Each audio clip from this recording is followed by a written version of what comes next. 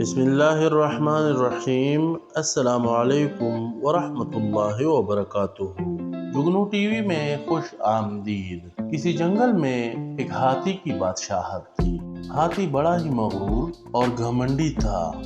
ایک دن شیر نے سارے جانوروں کو ہوشیار کرتے ہوئے کہا کہ پاس والے جنگل سے ہمارے جنگل پر حملے کی تیاریاں ہو رہی ہے، لہٰذا آپ سب ہوشیار رہیں۔ یہ بات سن کر ہاتھی ہنسنے لگا اور کہنے لگا، بھلا ہم اتنے ہٹے کٹھے اور بڑے ہو کر وہ ہمارا کیا بگاڑ سکیں گے؟ ہاتھی کے ساتھ گینڈے اور ہیپو نے بھی حامی بھر لی کہ ہم اتنے بڑے ہیں، وہ بھلا ہمارا کیا بگاڑ سکیں گے؟ باقی جنگل کے سارے چھوٹے جانوروں کو اپنے بچوں کی اور اپنی فکر لاحق ہوئی۔ اس نے شیر سے کہا کہ جنگل کے سارے جانوروں کی حفاظت بادشاہ کا فرض ہے، لہٰذا بادشاہ ہماری حفاظت کرے گا۔ کچھ دنوں بعد جب سارے جانور سو رہے تھے تو رات کی تاریکی میں ساتھ والے جنگل کے جانوروں نے ان پر حملہ کرنا چاہا، لیکن شیر ہوشیار تھا۔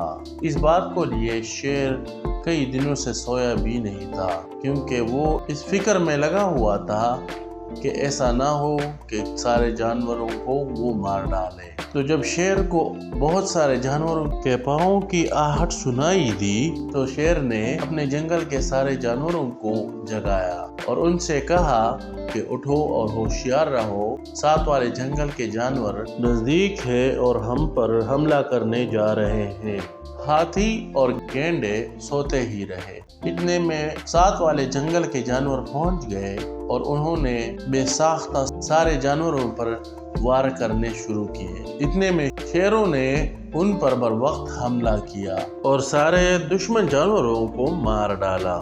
جب صبح ہوئی تو لڑائی میں زیادہ تر گینڈے اور ہاتھی مرے ہوئے تھے، کیونکہ وہ غفلت کی نیند سو رہے تھے۔